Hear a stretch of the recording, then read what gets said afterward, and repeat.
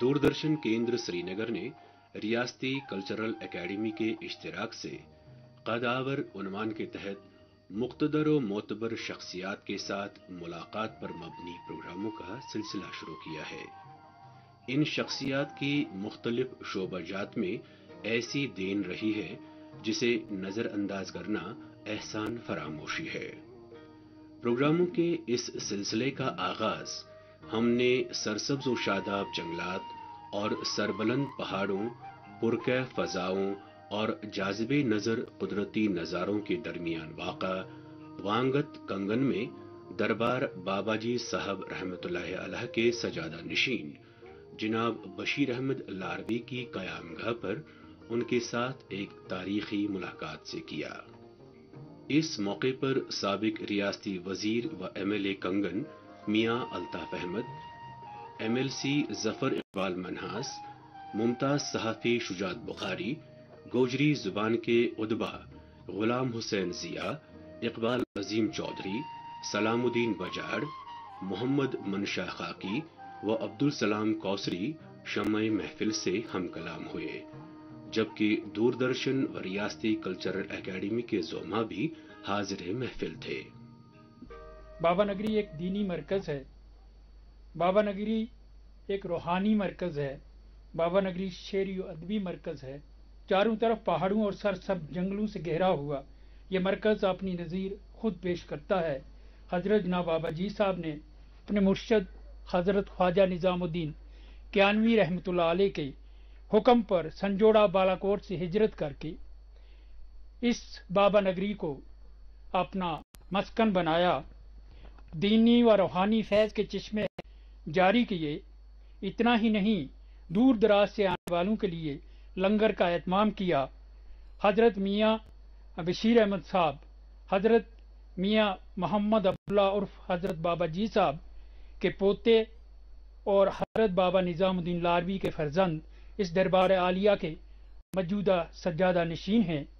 आज के इस प्रोग्राम के एहतमाम का खास मकसद क़िबला बाबा साहब की शख्सियत, उनकी दीनी, सियासी, समाजी खिदमत, उनके कारनामों, उनकी यादों के झरोकों में झांकने और उनके तजर्बात के बारे में खुद उनकी ज़बानी जानने की कोशिश करें, ताकि हमारे और हमारी आइंदा नस्लों के लिए इस यादगार मजलिस को महफूज रखा जा सके। मैं उनके साहबजादे मियाँ अल्ताफ अहमद साहब, साबका काबीना वजीर और कंगन हल्का से मौजूदा MLA इल्तमास करता हूँ कि वो मुअज़्ज़ज़ मेहमानों का इस्तकबालिया कलमात के लिए तशरीफ़ लाएँ। दूरदर्शन के और कल्चर एकेडमी के हजरात तशरीफ़ लाए हैं। मैं अपनी तरफ से, बाबा जी की तरफ से इनका शुक्रिया अदा करता हूँ। मुझे कुछ अर्सा पहले हाजनी साहब ने कहा कि हम एक ऐसा प्रोग्राम जो है वो यहाँ पे एकेडमी की तरफ से और दूरदर्शन की तरफ से करना चाहते हैं। तो मैंने इनको कहा कि आप जब भी आएँ, हम इस प्रोग्राम को ऑर्गेनाइज करने के लिए, इसका इनिशिएटिव लेने के लिए मैं शुक्रिया अदा करता हूँ और अल्लाह ताला से दुआ करता हूँ कि हमारी जो ये प्यार और मोहब्बत है आपस में, ये कायम रहनी चाहिए। मैं डॉक्टर अजीज़ हाजनी साहब, secretary academy of art culture and languages से गुजारिश करता हूँ कि वो इस प्रोग्राम के हवाले से थोड़ी रोशनी डालें। जनाब अजीज़ हाजनी साहब। मुझे लगता है कि दूरदर्शन केंद्र श्रीनगर और रियासती कल्चरल एकेडमी की तारीख में आज एक शानदार बाब रकम हो रहा है। एक शानदार बाब हम तख्लीक कर रहे हैं, क्योंकि ये जो प्रोग्राम है, ये प्रोग्राम यहाँ हम घंटा बैठें, 2 घंटा बैठें, कितना बैठेंगे, ये यही सिलसिला ख़त्म नहीं होगा। ये अक्सबंद भी हो रहा है और ये लिखा भी जा रहा है। ये हमारे शिराजे में रिप्रोड्यूस होगा। पूरी जो बातचीत यहाँ होगी, जो मियाँ साहब के तजुर्बात होंगे, वो हम कलमबंदी भी करेंगे और अक्सबंद भी करेंगे। और मैंने ताहिर साहब के साथ जैसे ये तय किया है, ये पूरी जो इसकी रिकॉर्डिंग होगी, ये आर्काइव्स में महफूज रहेगी اور ہم ہوں گے یا نہ ہوں گے، آنے والی پیڑھیاں بھی اس سے مستفید ہوتی رہیں گی. اور بنیادی مقصد اس پروگرام کا جو ہے، مجھے لگتا ہے کہ آج اس دربار میں ہم زیادہ فیضیاب ہو جائیں گے، مستفید ہو جائیں گے. بنیادی مقصد یہ ہے کہ اس جیسی شخصیات سے لوگ انسپائر ہو جائیں، آنے والی پیڑھیاں انسپائر ہو جائیں، اور ان کو پتہ چلے کہ کتنی ہمہ جہت شخصیات رہی ہیں اس دھرتی پر، اس زمین پر. میں جناب اقبال عظیم چودھری صاحب سے گزارش کرتا ہوں کہ وہ آج کے پروگرام کے حوالے سے میاں صاحب کا تعارف پیش کریں اور اس پروگرام کو آگے بڑھانے کے لیے سوال و جوابات کا سلسلہ شروع کریں. جناب اقبال عظیم چودھری صاحب. حضرت میاں بشیر احمد کے دادا حضرت میاں عبداللہ المعروف بابا جی صاحب رحمۃ اللہ علیہ اپنے پیر و مرشد حضرت خواجہ نظام الدین کیانی نقشبندی مجددی کے حکم سے اپنے وطن سنجوڑا ہزارہ سے ہجرت کر کے موجودہ ضلع گاندربل کے علاقہ بابا نگری وانگت میں سدا بہار دیودار اور کائرو کے جنگل میں فلک بوس کو ساروں کے دامن میں آ کر رہائش پذیر ہوئے اور مرشد کی ہدایت پر عبادت اور ریاضت میں مشغول ہو گئے. رشد و ہدایت اور لنگر شریف کا سلسلہ جاری کیا، جہاں سے لوگ شکم سیری اور روحانی سکون سے بہربر ہونے لگے. یہیں ان کا چند نفوس پر مشتمل کنبہ قناعت اور توکل کی زندگی گزارتا رہا. ہدایت کے متلاشی لوگ ان کے روحانی کمالات سے فیضیاب ہونے کے لیے شروع میں قرب و جوار اور بعد ازاں دور دراز علاقوں سے کشاں کشاں آنے لگے، اور اس طرح یہ دور افتادہ خطہ مرجع خلائق بن گیا. اس دھرتی پر نیک بخت اولاد جنم لی، 2 فرزند اور 3 بیٹیاں ہوئیں. آپ کے فرزند اکبر حضرت میاں رکن عالم ہجرت کے دوران آپ کے ہمراہ تشریف لائے تھے، وفات پا گئے. آپ کے دوسرے فرزند حضرت میاں نظام الدین رحمۃ اللہ علیہ، جنہوں نے یہاں زندگی کے ہر شعبے میں خاطر خواہ ترقی کی، بڑا اکرام اور شہرت پائی، دین اور دنیا کی ترقی میں مالک کی حقیقی نے بہر پہلو انہیں خوب نوازا. وہ صرف جلال و جمال کا مجسمہ ہی نہ تھے، بلکہ ان کی پاکیزہ سیرت بھی لامثال تھی. علم و ادب، روحانیت اور سیاست کے بلند مینار تھے. انہی کے دم سے دربار بابا نگری میں ہر طرح ترقی ہوئی. ریاست اور بیرون ریاست ارادت مندوں میں خوب شہرت ہوئی اور فیض عام کا سلسلہ بدرجہ اتم جاری رہا. انہی کے ہاں 21 اکتوبر 1922 میں دربار شریف سے تقریباً 8 کلومیٹر دور پیلنار کے مقام پر آپ کی خوش خصال اہلیہ بی بی غلام فاطمہ کے بطن سے حضرت میاں بشیر احمد صاحب کی ولادت ہوئی. خاص بات یہ ہے کہ حضرت جناب بابا جی صاحب رحمۃ اللہ علیہ اپنے پوتے کی پیدائش کی خوشخبری سن کر بے قرار ہو گئے. انہیں نوزائیدہ کو بلا لیا، منگا لیا اور گود میں رکھا، سینے سے لگایا اور ان کے منہ میں اپنی زبان رکھ دی. یہ بڑی ان کی زندگی کا ایک بڑا خاص پہلو ہے. اور جسے گھٹی میں جو بچے کو پہلے خوراک دی جاتی ہے، اس خوراک کے طور پر حضرت بابا جی صاحب کے لعاب دہن ان کو نصیب ہوا، وہ گھٹی ملی. ایک ایسی زبان چوسنے کا موقع دیا جس زبان نے کبھی بھی درود و اذکار اور اس میں اعظم کے ورد سے کبھی کسی قسم کی کوتاہی نہیں کی. اور ظاہر ہے کہ روحانیت کے چشمے پھوٹنے لگے اور وہ فیض جو ہے وہ اس گھٹی کے ذریعے حضرت کے سینے میں منتقل ہوا۔ حضرت نے بظاہر دینی تعلیم گھر پر ہی حاصل کی، ان کے اساتذہ میں بڑے قداور شخصیتیں تھیں۔ مولانا محمد اسماعیل زوی صاحب کا نام سنا ہوگا آپ نے، ان کے استادوں میں وہ بھی تھے، اور چھترگل سے ایک مولانا محمد ابراہیم صاحب تھے چھترگلی، تو ان لوگوں نے آپ کو قرآن شریف کی تعلیم دی، اور پھر اپنے والد محترم سے انہوں نے تعلیم حاصل کی۔ فارسی، عربی، اردو اور پنجابی زبانوں پر آپ کو ملکہ حاصل ہے۔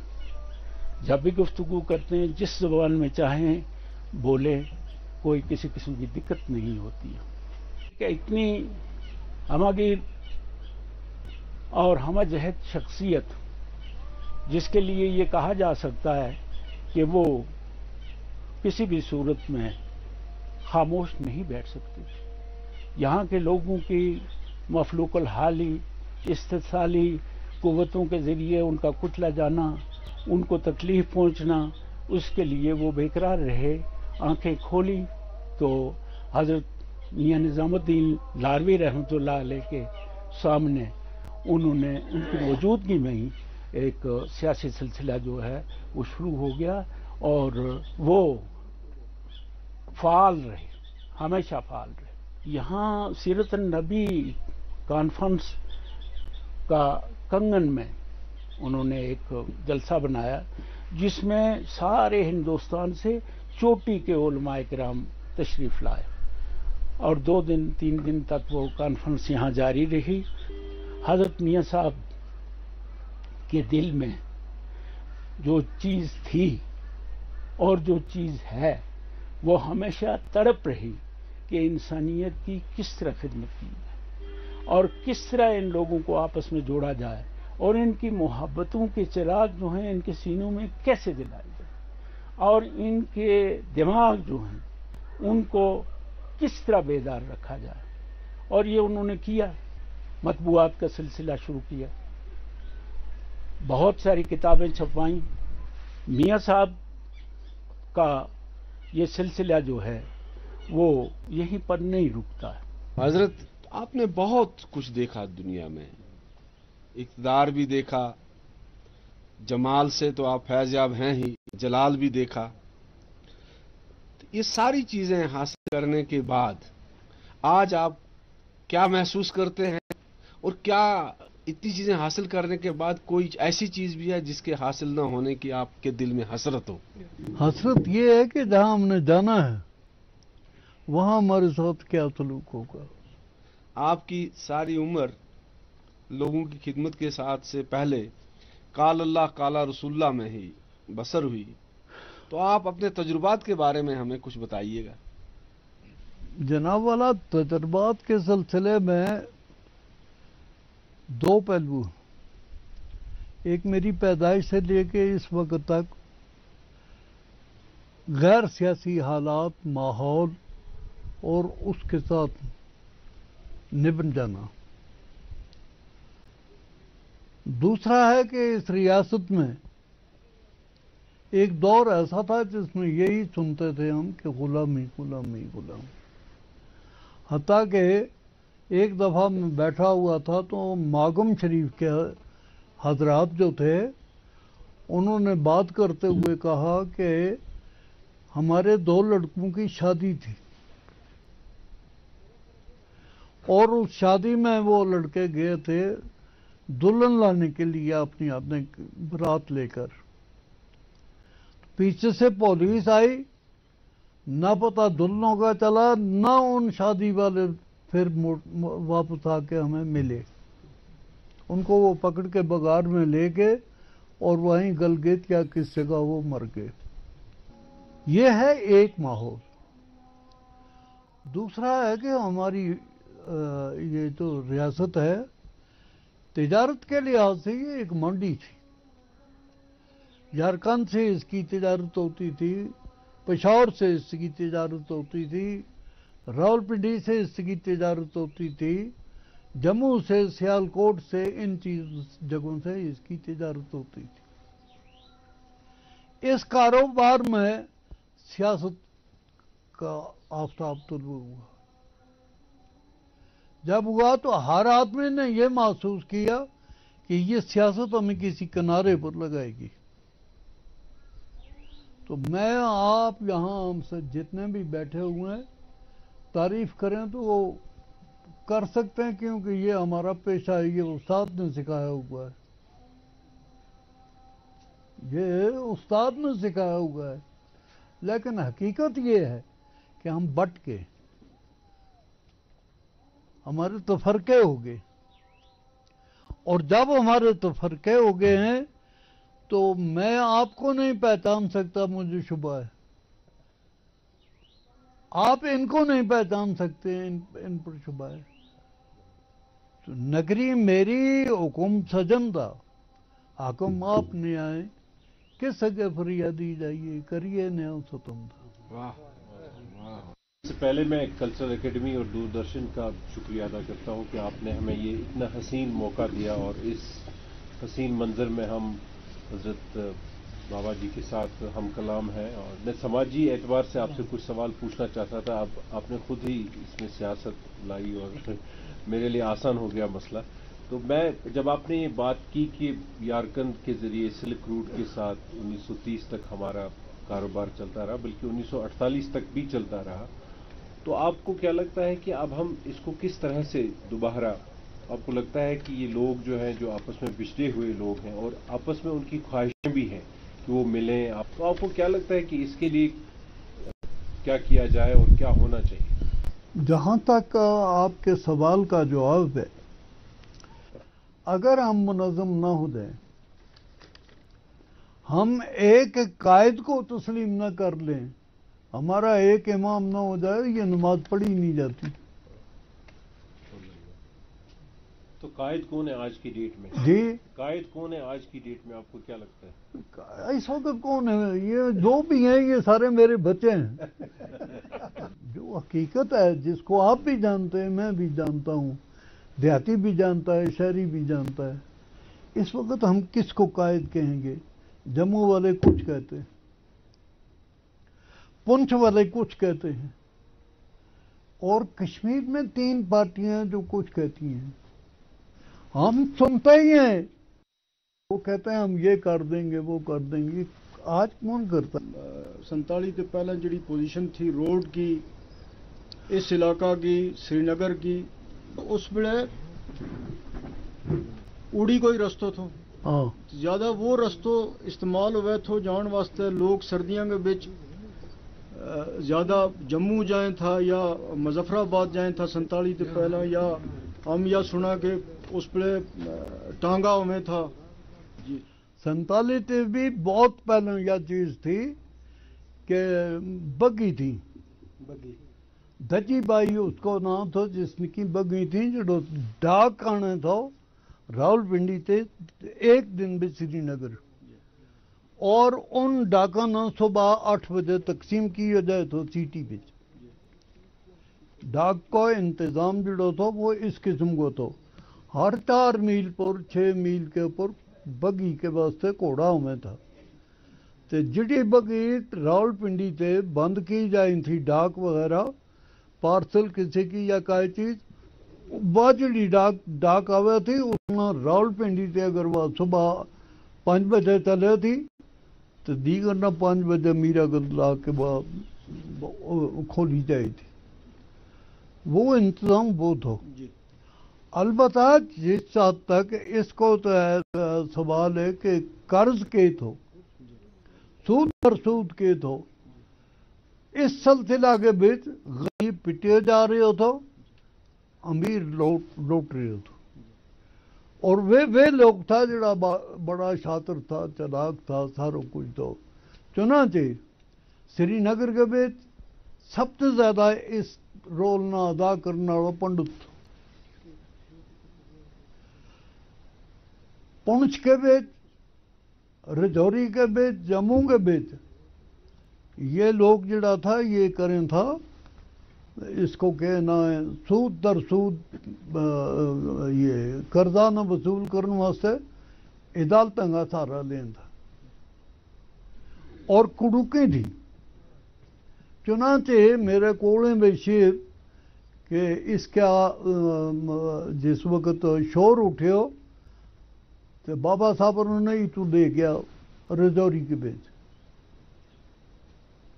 انہوں نے اس جگہ جس وقت 20,000 آدمی کا مجمع میں تقریر کرتا مکیو کہ خبردار آج تو پیچھے کسی نے سود دی ہو. سود کا بھی نہیں پتہ لگا تو وہ بھی نہیں لگا. یہ اس طرح کا واقعہ ایکسیڈنٹ تھا. گجر جاٹ کانفرنس بنی، وہ پہلی تنظیم جو ہے وہ بنی یہاں پر جموں کشمیر میں. تو وہ ایک تو کس جگہ میں بنی میں بتا اور کس سال میں بنی؟ 1990 میں بنی. 1991 میں گجر جاٹ کانفرنس کا سیاسی جلسہ جو تھا 1990 بکرمی میں وہ ہو گیا 1932-33. تو شیخ صاحب نے یہ تھی 27 28 29 28 بیساکھ تک پونچھ کے شہر میں، اور جسے فوارہ چوک بھی کہتے ہیں، رانی باغ بھی کہتے ہیں، اس میں یہ کانفرنس ہوئی. 2 دن کے بعد مسلم کانفرنس کی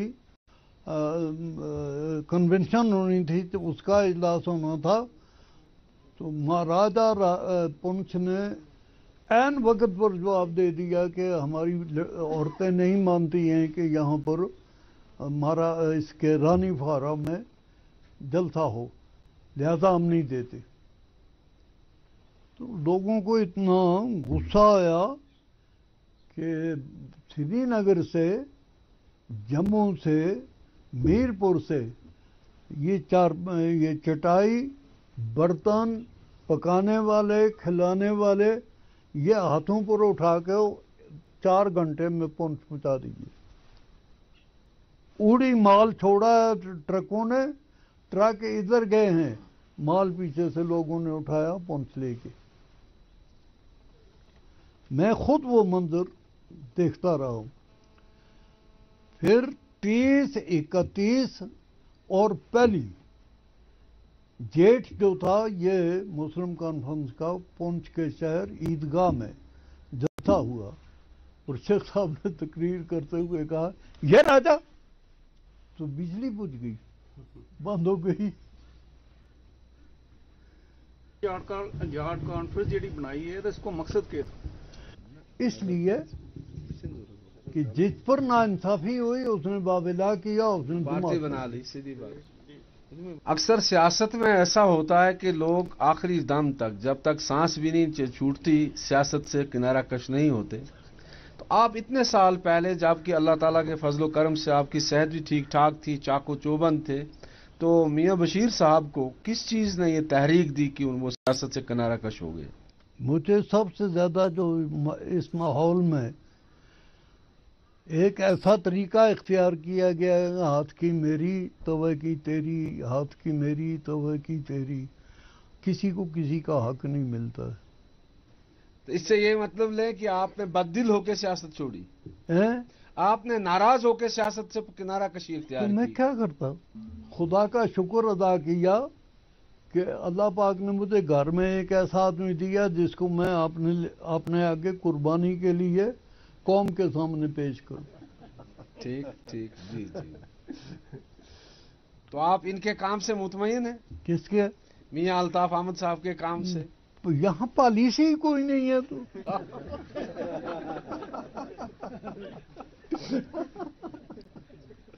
ان حالات میں آپ کو کشمیر کا مستقبل کیسا دکھ رہا ہے؟ ابھی تو بادل چھائے ہوئے ہیں، میں کچھ کہہ نہیں سکتا. میرا ایک سوال ہے کہ یہ جو اتنا پیسہ یہاں دلی والوں نے بھیجا ابھی تک 1947 سے آج تک، یہ یہاں پہ تبدیلی کیوں نہیں آئی؟ لوگ کیوں نہیں بدلے؟ وہ حفیظ چلندری نے شاید لکھا ہے کہ کیا ظاہر میں تو ان کا باطن ہے لیکن پیٹ ہے انجیر کا. جی وہ ہم پر ہی یہ الزام. نہیں، میں وہی کہہ رہا ہوں کہ مطلب اتنا کام ہوا، اتنے پیسے آئے، کیا آپ کی نظر سے میں نے جو آپ سے عرض کیا ہے، پیسے کو آنے والی چیز کو چھوڑیے، آپ بھی ہم بھی سارے اس ریاست کے باشندے ہیں. اس زمین پر ہمارا حق ہے، میں چمن میں چاہے جہاں رہوں، میرا حق ہے فصل بہار پر. میاں صاحب میں جسارت کروں، میں کچھ جاننا چاہتا ہوں. فرمائیے. یہ سیاست کی باتیں ہوئی زیادہ تر اور ڈیولپمنٹ کی کچھ باتیں بھی ہوئی، لیکن آپ کو زیادہ تر ایک روحانی شخصیت کے طور پر جانا چاہتا ہے، اور روحانی قدروں سے ہم بھاگتے جا رہے ہیں اور اس سے ہماری پوری سماجی زندگی میں ایک تنزل سا ہے. آپ خود کیا محسوس کر رہے ہیں؟ وہ جو آپ فرما رہے ہیں یہ بالکل صحیح ہے. آج جتنی روحانیت سے، طریقت سے، شریعت سے، وحدانیت سے خدا کی مخلوق بگڑ رہی ہے، یہ ایسا خطرہ آ رہا ہے سامنے جس خطرے سے نجات پانی بڑی مشکل ہے. تو ایک اور چیز میں جاننا چاہتا تھا. آپ ایک سیاسی شخصیت ہیں، ایک روحانی شخصیت ہے.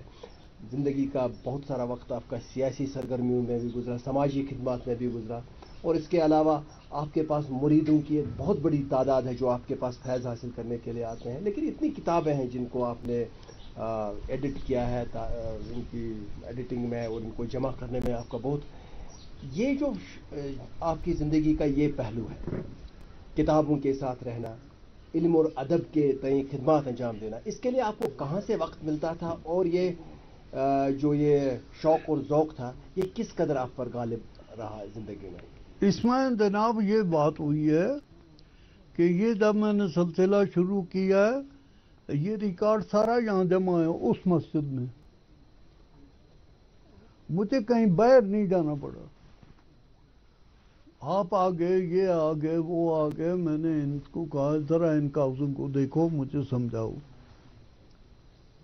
میں نے ان کے مشورے بھی لیے، پونچھ والوں کے لیے، رجوری والوں کے لیے، اور کشمیر میں بھی اس قسم کے لوگ ہیں جن کو 180 سال 82 سال ہو گئے ہیں ان کتابوں کو، ان کاغذوں کو دیکھتے. تو یہ اس مثال کے طور پر وہ مسجد شریف جس کی کھڑکی کھلی ہوئی ہے، یہ بابا جی صاحب کی عبادت ہے. وہ اسی میں رہتے تھے، اسی میں ان کا وصال ہوا، اور اسی میں ان کو غسل دیا گیا، اور یہاں سے وہ اس قبر میں چلے گئے جو 20 سال پہلے انہوں نے بنائی تھی. اس وقت بھی اسی قبر میں. یہ سارا ریکارڈ کچھ آپ کی زبانی، کچھ ان کی. لکھنے والے بھی جیسا کیسا ہوتا تھا مل جاتے تھے، میں ان کو اس کام پر لگا دیتا تھا. پھر یہ کچھ کتابیں جو ہیں یہ الطاف نے کروائی ہیں. یہ میرا شوق ان کے دل میں تھا، یا اس کو خدا پاک نے یہ خود نعمت عطا کی. میں تو بیچ میں بھوکا تو ہوں. حضرت ابھی آپ نے ایک شعر پڑھا اس کا، حفیظ جلندری صاحب کا، سنا ہے حفیظ جلندری بھی یہاں آئے تھے؟ ہاں بہت سال آتے رہے ہیں. اچھا، وہ یہاں آتے تھے؟ جی ہاں، آتے تھے. اور حفیظ جلندری کا میرے پاس لکھا ہوا شاہ نامہ اسلام پر اوپر موجود ہے. اچھا اچھا. وہ انہوں نے لکھا ہے، میں چوہان ہوں ذات کا. اچھا. اور میں نے فلاں جگہ میں قیام کیا ہے اور تجسس کیے ہیں انسانوں کے بھی، حالات کے بھی، کانگریس اور مسلم لیگ کے بھی. لیکن مجھے جو سکون وانگت میں میاں نظام الدین صاحب کے ساتھ مجلس میں ملا وہ کہیں نہیں ملا. سوال میں ذاتی طور آپ سے پوچھنا چاہتا تھا. جی. آپ نے اپنے پورے سیاسی سماجی زندگی میں دنیا دیکھی، تو شیخ صاحب سے لے کر مولانا محمد سعید مسعودی، مرزا افضل بیگ، صادق صاحب، اندرا گاندھی، پتہ نہیں کن کن لوگوں کے ساتھ، پھر سرحد کے اس پار بھی آپ نے جو کشمیر کا دوسرا حصہ ہے، سردار محمد عبدالقیوم خان سے لے کر اتنے لوگوں کے ساتھ آپ کا میل ملاپ رہا. کسی ایسی شخصیت کا نام آپ بتائیں گے جس نے آپ کو متاثر کیا ہو ان میں؟ سب سے زیادہ میرا تعلق جو رہا وہ شیخ صاحب سے. جی. اس کی یہ وجہ ہوئی کہ شیخ صاحب کے خاندان میں جب بیگم صاحب شادی ہو کے آئیں تو شیخ محی الدین کا ان کا کچھ پتہ نہیں کہ کیا بات ہوئی تو وہ بیگم صاحب سیڑھی سے گر گئی. ان کے مکان کی جو سیڑھی ہے اس سے وہ گری, وہ زخمی ہوئی. تو انہوں نے شیخ صاحب کو کہا مجھے اس طرح کی تکلیف ہے, میرا خاموشی سے کوئی علاج کرواؤ. صبح وہ ٹانگے میں بیٹھے, وائل آئے, وائل سے اس گھوڑے ٹانگے والے پر کاٹھی ڈالی, بیگم صاحب کو بٹھایا اور آگے آئے تو آگے اس وقت کوئی اتنی پہچان نہیں تھی. وہ آئے تو وہ آتے آتے پارلی سڑک سے رات وانگت رہے. جی صبح شیخ صاحب یہاں آئے, بیگم صاحب نہیں آئی. تو شیخ صاحب نے بابا صاحب سے بات کی ہوگی, بابا صاحب کو کچھ پریشانی جیسی ہو گئی. پھر ایک ناظرہ ابھی تھی یہاں ٹانگا مرگ کی عورت گواس میں, نارا ناگ, اس کو بلایا اسی وقت یہاں. تو بیگم صاحب کو یہاں لایا, وہ مہینہ 1.5 مہینہ یہاں رہیں. میری والدہ بھی ان کے ساتھ رہیں, وہ ناظرہ بھی رہی, اور بھی یہاں کوئی صوبہ زراعت کی عورت آ جاتی تھی, کوئی پونچھ کی, کوئی یہاں کی, جو اس زنانہ طرز طریقہ کی مارن تھی. تو بیگم صاحب ٹھیک ہو گئی. تو شیخ صاحب کا جب پہلی بار آئے تھے تو یہاں کوئی 2 گز برف تھی, ادھر 12-14 آدمی ان کے ساتھ تھے. یہاں وہ گھوڑوں پر سے اترے, آئے, بیٹھے اندر. مجھے خوشی ہوگی کہ 14 گھوڑے ہیں, آج تو میرا سواری کا کام ہو گیا. تو یہاں پنڈت جواہر لال نہرو بھی آئے تھے؟ ہاں جی پنڈت جی آئے یہاں سے, پھر چائے شائے پی, کھانا کھایا. جس سال سوپور میں کنونشن تھا, کنونشن ہوئی. آپ کے بچپن کی طرف جاتے ہیں, لڑکپن کی طرف جاتے ہیں. بچپن اور لڑکپن کا کوئی ایسا واقعہ جو سبق آموز بھی ہو اور دلچسپ بھی ہو؟ بڑی مار بابا صاحب سے, اور اس وقت روتے تھے کہ یہ باپ کیوں مارتا ہے. آج روتے ہیں کہ وہ مارنے والا کہاں چلا گیا. اسی طرح گھوڑ سواری کے بارے میں ہم نے سنا کہ آپ نے ایک ہی دن میں یہاں سے پنچ تک. ہاں بالکل, ایک بار نہیں, 4-5 دفعہ. اور خدا پاک کے فضل سے میں نے ایسے گھوڑے رکھے ہیں جو کشمیر میں یا جموں میں کسی کے نہیں تھے. جی, اس وقت بھی آپ کا دل کرتا ہے سواری کرتے ہیں؟ بالکل, میں تڑپتا ہوں. آپ کو میں بتاؤں, ایک آدمی مجھ سے جو زین وہاں سے لاتا تھا کانپور سے, کیونکہ آپ سیالکوٹ سے تو آ نہیں سکتی, نہ وہاں بنتی ہیں. تو میں نے اس کو 5-6 سال ہو گئے, نہیں تھوڑا ہو گیا, میں نے اس کو تلاش کیا, وہ نہیں ملا. رجوری کا ہے. پرسوں اچانک یہاں آ گیا. میں نے پوچھا تم کہاں تھے؟ اس نے کہا یہ بات ہے, کچھ اس طرح کرنے لگا. میں نے کہا یہ لو چٹھی, یہ لو کرایہ, کانپور جاؤ, میری کاٹھیاں 2 بنا کے لاؤ, ایک اس کے لیے ایک میرے لیے. آپ ڈائری بہت پہلے سے لکھتے رہے, جی. یہ شوق کب سے آپ کو پیدا ہوا تھا ڈائری لکھنے کا؟ پہلے ابتدا میں بابا صاحب لکھتے تھے. اچھا. تو ان کی ڈائری پر میں پڑھتا تھا, آج ہم نے یہ قصور کیا, آج گھوڑا لنگڑا کیا, آج اس طرح ہوا. تو میں نے کہا میں بھی لکھوں. اچھا, آپ بھی لکھتے رہے. تو پھر میں نے لکھا. 8-10 سال ہو گئے نہیں میں لکھتا. جی. لیکن اس وقت تک میرے پاس 60-70 سال کا پورا ریکارڈ, ڈائری کا ریکارڈ. ملت اسلامیہ کے خصوصاً اصلاح کا, اس کے صحیح نقش قدم پر چلنے کا, اس کے نجات کا ذریعہ جو تھا اور فلاح کا جو ذریعہ تھا, وہ قدیم مدارس, خانقاہیں جو ہے وہ ہوا کرتی تھی. وہ حضرت شیخ پیران حضرت شیخ عبدالقادر جیلانی رحمۃ اللہ علیہ کا جو بغداد شریف میں مدرسہ نظامیہ تھا, وہاں سے لے کر آج تک کی جب ہم تاریخ دیکھتے ہیں تو وہاں اصلاح کا ایک پہلو نظر آتا ہے.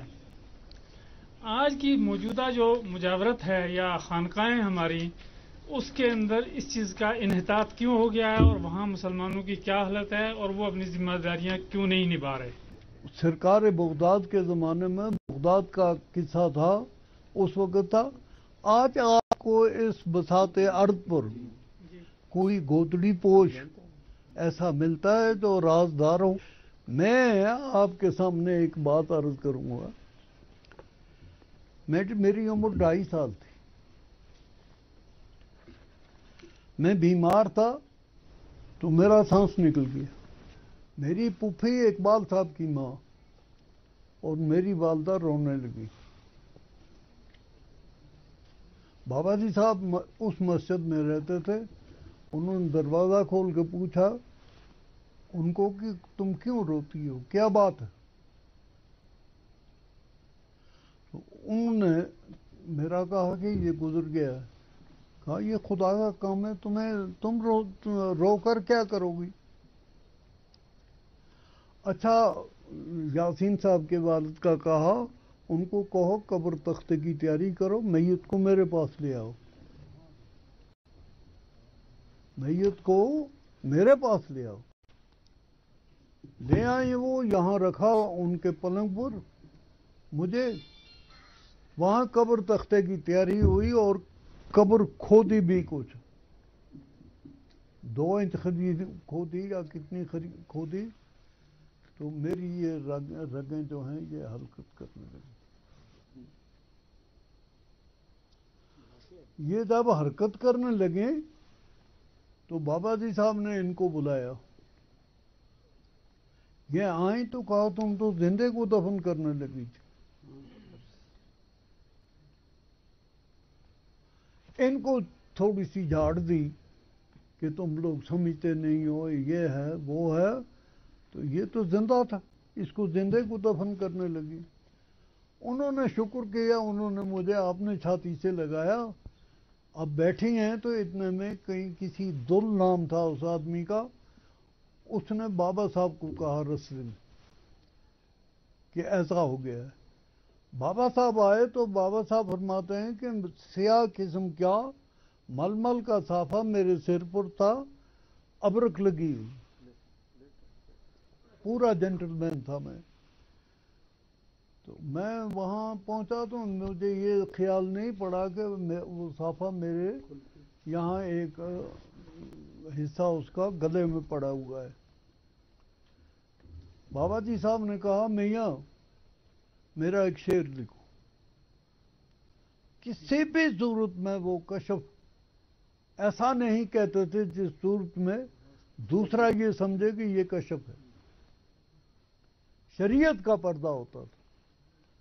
बाबा साहब ने कहा कलम तो हाथ रखे, हजरत किस तरह तो उन्होंने दिखाया लाम लख करामता और पीछे पहला दे साडी वार पीरा डूबे लख बेड़े 12 बरस देड़े लाए घूमनू कट के पार पीरा सारी उम्र डोली तीती तद बोली खातर रब दी चपा मार पीरा अब सदका हसन हुसैन दादी मेरे सिर थी गम उतार पीरा। इन्होंने लिखा कहा सुनाओ, इन्होंने सुनाया। सुनने के बाद बाबा जी साहब जलाल में आ गए, बेखुद हो गए। तो उन्होंने कहा कि मेरे से आगे लाखों फरियादी फरियाद कर रहे थे, तो मैंने कहा आज पहले मेरी बार है, फिर और करो जो कुछ करना है। मैंने अपने सीधी को गौस पाक की गोद में डाल दिया है। गौस पाक जाने खुदा जाने। अगर आज के रोज आपको अपने लोगों हम सब के लिए या नई नस्ल के लिए आप क्या पैगाम देना चाहेंगे? पहली बात है ये तो बरादरी और ये तबकाती जो इख्तिलाफात हैं इनको ख़त्म किया जाए। जी, पहली बात यह है कि इनको तबकाती लड़ाई। दूसरे मुसलमान जो है वो एक होके ऐसा रहे जैसे नाखून और गोश्त होता है। हाँ, वरना हम किसी उस मिशन में नहीं जा सकेंगे जो काफिले मंजिल मकसूद पर पहुंच के। यानी उसके लिए इत्तेहाद और इत्तेफाक का होना बहुत जरूरी। बगैर इसके कोई रास्ता नहीं है। जनाब मियां साहब, हम आपके बड़े मशकूर हैं। मैं ریاستی کلچرل اکیڈمی اور دوردرشن کیندر سری نگر کی جانب سے آپ کا شکریہ ادا کرتا ہوں.